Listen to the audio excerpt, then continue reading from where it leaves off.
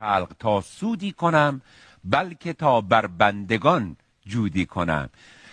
اگر قرار باشه احساس محبت رو از انسان بگیرن، چیزی برای انسانیت باقی نمیمونه. خب ما آمدیم کنار دو تا عزیزی که خیلی خیلی لطف دارن، مهمون نوازن، هوای ما رو داشتن دارن و چای آتیشی هم برامون درست میکنن. آقا نوروز و آقا پیروز. آقا خیلی ارادت داریم، خدا قوتتون بده.